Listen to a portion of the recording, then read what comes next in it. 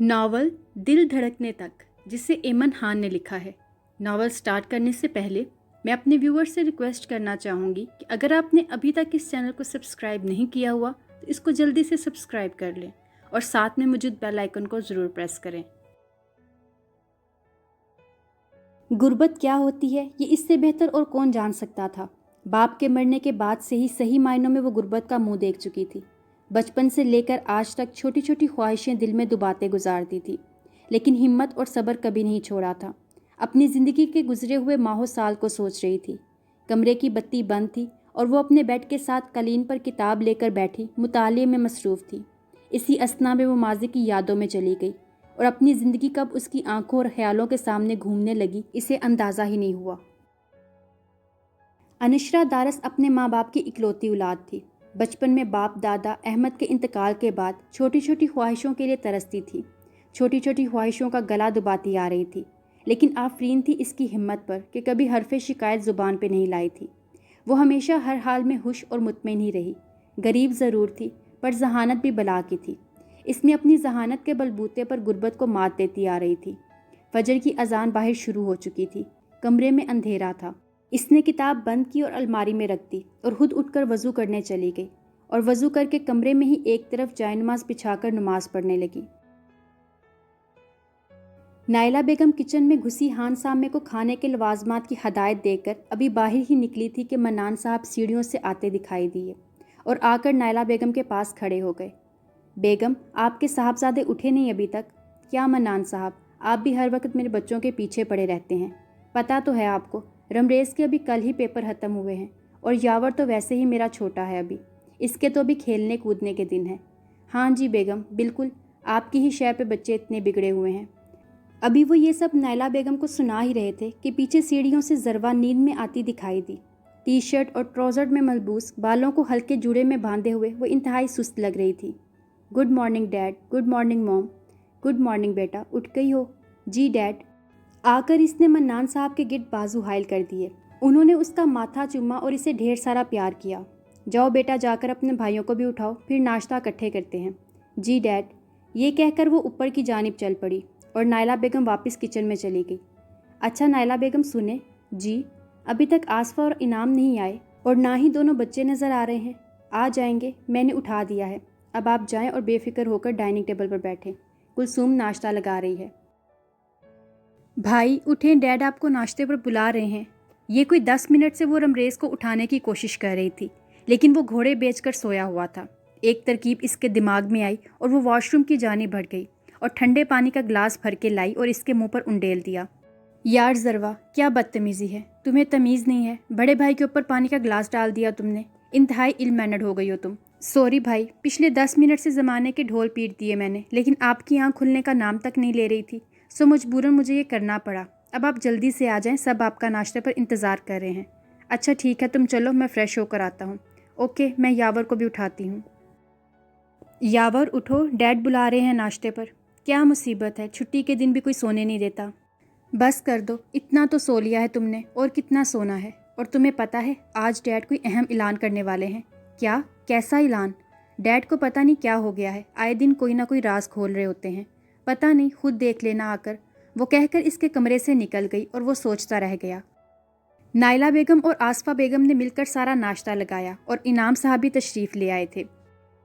फरजान रज़ा, इनाम रज़ा और मन्नान रज़ा 3 बहन भाई थे और इनकी आपस में बेइंतहा मोहब्बत थी और इस घर में 2 भाई अपने बच्चों के साथ रहते थे।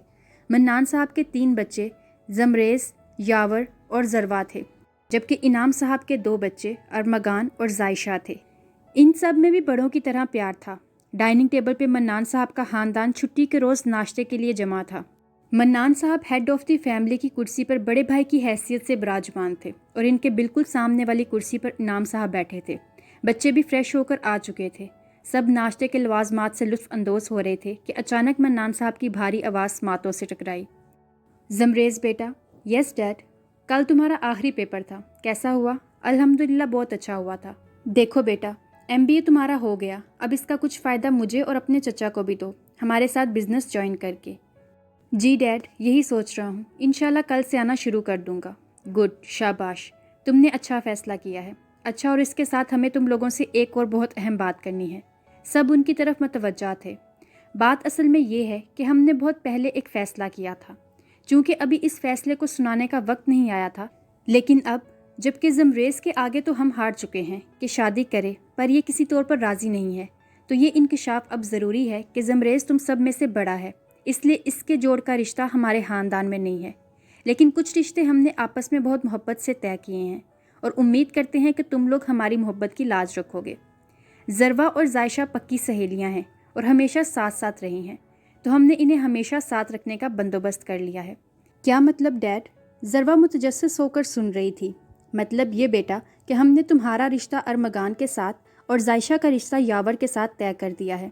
देखो बच्चों, ये आपकी ज़िंदगी का एक अहम मामला है, इसमें हम अपनी मर्ज़ी मसलत नहीं करना चाहते, इसलिए अच्छी तरह सोच समझ लें और फिर हमें अपना फ़ैसला सुनाएं। इस बात के बाद नाश्ते का होश किसे था। सब दम बहुद बैठे मन्नान साहब की शक्ल देख रहे थे, लेकिन वो अपनी बात ख़त्म करके जा चुके थे। अम्मी उठें, काफ़ी देर हो गई है आपको सोए हुए, अब बस कर दें, आज छुट्टी का दिन है, मेरे पेपर भी ख़त्म हो गए हैं, अब थोड़ा वक्त मुझे भी दे दे। वो तन से मुस्कुराई। बेटा, मैं किसी को क्या वक्त दे सकती हूँ, मेरे पास तो कुछ होता ही नहीं कहने के लिए। बस कर दें अम्मी, आपने फिर वही मायूसी की बातें शुरू कर दी हैं। हंसा करें, बोला करें, अपने सुख दुख बांटा करें, मेरे साथ कुछ तो किया करें, क्यों हर वक्त गुमसुम रहती हैं। बेटा, मुझे तुम्हारी बहुत फ़िक्र है, मेरी हालत तो तुम्हारे सामने ही है, पल में तोला पल में माशा। अगर मुझे कुछ हो गया तो तुम बेसहारा ना रह जाओ कहीं, इसलिए अनशरा बोलती हूँ बेटा कि शादी कर लो। अम्मी प्लीज़, शादी के नाम से ही मुझे चिढ़ है। देखें, इस शादी ने आपका क्या हाल कर दिया है, पूरी ज़िंदगी आपने अकेले गुजारी है। इसमें अल्लाह की मर्ज़ी थी, हमारा कोई इख्तियार नहीं था। तुम्हारे बाबा की इतनी ही ज़िंदगी लिखी थी, सो वो अपनी मुद्दत पूरी करके चले गए। इसका मतलब ये तो नहीं कि तुम इसको बेस बनाकर सारी ज़िंदगी शादी ही नहीं करोगी, सिर्फ इस डर से कि कहीं तुम्हारा शोहर भी तुम्हें तन्हा उम्र गुजारने के लिए ना छोड़ दे। ऐसा नहीं होता बेटा, सब अल्लाह के काम है, सब अल्लाह की मर्ज़ी से होता है। जोड़े आसमानों पर बनते हैं और इन जोड़ों के साथ ही मुद्दत और वक्त अल्लाह ही तय करता है कि किसने किसके साथ कितना वक्त गुजारना है। ठीक है अम्मी, आपकी ये सारी बातें मानती हूँ, लेकिन अम्मी, तन्हाई ना बहुत ख़तरनाक चीज़ है। मुझे बहुत खौफ आता है इस तन्हाई से। बचपन से लेकर आज तक मैंने आपको तन्हा देखा है, हमेशा एक साथी के लिए तरसते देखा है। कोई तो हो जो आपके बारे में सोचे, जिससे आप अपना ख्याल कहें। खूबसूरती मेरा मेयार नहीं है, ये आप जानती हैं। दौलत भी मेरा मेयार नहीं है, मैंने कभी इन चीज़ों को अहमियत नहीं दी। हाँ, वफ़ा, अहलाक और दिल मेरा मेयार है। तन्हाई के खौफ से मैं शादी नहीं करना चाहती कि किसी के निकाह में होते हुए भी मैं अपना दुख किसी से कह ना सकूं, अपना ख्याल किसी के साथ बांट ना सकूं। एक खौफ बैठ गया है मेरे दिल में। दुआ करें अम्मी कि यह खौफ ता हयात ना हो, इससे मुझे जल्द ही छुटकारा मिल जाए। मैं इस खौफ के साए में तमाम उम्र नहीं रहना चाहती। और जहाँ तक बात रही शादी की, तो जिस दिन ये खौफ ख़त्म हो गया ना, तो उस दिन जिसके साथ भी हाथ पकड़ाकर शादी कराएंगी ना, खामोशी से कर लूँगी। आंसू उसके रखसारों पर बह रहे थे। साइमा बेगम ने इसे अपने कंधे से लगा लिया और हल्का हल्का थपकने लगी। नहीं मेरी जान, मैं बिल्कुल तेरे जैसा लड़का ढूंढूंगी, जो तेरे जैसा खरा और शफाफ हो। बस कभी कभी तेरी खूबसूरती से डर लगता है कि कहीं कोई गलत निगाह ना उठ जाए। मेरे पास तो इस निगाह को मोड़ने वाला भी कोई मौजूद नहीं है। मन्नान हाउस में आज पहले की तरह चहल पहल नहीं थी। सब अपने अपने कमरों में घुसे हुए थे। मन्नान रज़ा ने जो सुबह ताज़ा तरीन बॉम्ब छोड़ा था, इसका धुआं और बारूद फ़ज़ा में अभी भी बाकी थे। ज़रवा और यावर दोनों ज़मरेज़ के कमरे में बैठे थे और इसके आगे अपना रोना रो रहे थे। भाई यार, ये डैड को क्या हो गया है? अभी कोई मेरी उम्र है शादी की? ये ज़रवा की करें तो वैसे भी लड़कियों की पहले होनी चाहिए। यावर बको मत, मैं तो खुद अभी ट्रांस में हूँ। सोचो ज़रा, यावर मेरी और अरमगान के साथ शादी? अभी तो इतना सारा पढ़ना था, ये पता नहीं डैड और चचा जान को कहाँ से भूत सवार हो गया। सोचो, दोनों एक ही घर में, भला एक तो बाहर कर देते। हाँ, भला जायशा की कहीं बाहर कर देते। अच्छा, क्यों जायशा की बाहर करते, अरमगान की ना कर देते बाहर? क्यों अरमगान की, क्यों जायशा की ही करते? अच्छा बस करो तुम दोनों, ये बेहतर नहीं हो गया कि दोनों में से किसी की भी बाहर नहीं हो रही? अब की बार ज़मरेज़ जो काफ़ी देर से चुप बैठा इनके रोने सुन रहा था, आखिर को ज़ब्त खोल कर बोल ही पड़ा। तुम दोनों को ही गवारा नहीं है कि तुम दोनों के अलावा इनकी शादी किसी और से हो? फिर ये सारा ड्रामा क्यों कर रहे हो? कोई बेचारे इन दोनों बहन भाई को भी पूछ ले कि वो लोग तुम दोनों को कबूल करते भी हैं या नहीं। ले भला, ऐसी क्या बुराई है हम में? तो बस ठीक है, फिर मुंह बंद रखो, मैं ज़रा इन दोनों को भी बुला लूँ, फिर तुम चारों बैठकर डिसाइड कर लेना। अभी अरमगान को फ़ोन करता हूँ कि जायशा के साथ यहाँ आए। अरमगान का नाम सुनकर ही ज़रवा को तो कुछ शर्म आ रही थी, कुछ अजीब भी लग रहा था। बचपन सारा साथ गुजारा है, फिर भी एक ज़रा सी बात से क्या फ़र्क पड़ रहा था। पर इसे ये नहीं मालूम था कि ये ज़रा सी बात अरमगान को इसके कल का मालिक बनाने वाली है, इसकी हर चीज़ का मुख्तार। फ़ोन कर दिया है मैंने, आ रहे हैं दोनों भाई बहन। आप बात करें, मैं जा रही हूँ। ओए चुप करके बैठो इधर, बड़ी शर्म आ रही है तुम्हें, ज़िंदगी का मामला है, सुकून से तय कर लो। वो जो जाने के लिए वापस मुड़ी थी वहीं फिर से बैठ गई, और यावर को तो जैसे फ़र्क ही नहीं पड़ा था, बेशर्मों की तरह वहीं बैठा रहा। इतनी देर में दरवाज़ा नॉक हुआ। यस, जमरेज़ ने अपनी भारी मर्दाना आवाज़ में इन्हें अंदर आने की इजाज़त दी। जी जमरेज़ भाई, हैरियत? जी बिल्कुल हैरियत, आएँ तशरीफ़ रखिए। होने वाले बहनोई, जमरेज़ ने ज़रा शोख अंदाज से कहा, जिस पर वो झेंप गया। जी भाई बोलिए, क्या बात है? अब की बार जायशा ने भी तजस्सुस के मारे लब खोल लिए थे, जिस पर यावर ने एक सरसरी मगर एक गहरी नज़र डाली थी। असल में बात यह है कि आज सुबह क्या हुआ था ये तुम दोनों बेहतर जानते हो, और ये दोनों भी।